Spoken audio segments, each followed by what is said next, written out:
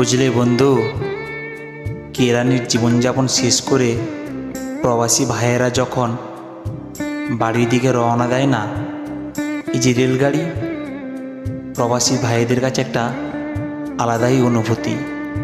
দিনের পর দিন যখন কেরানির জীবনযাপন করে বাড়ি ফেরার পালা পড়ে, তখন না তাদের চোখে বিন্দু বিন্দু জল জমে যায়। কে বলে ছেলেদের কষ্ট হয় না?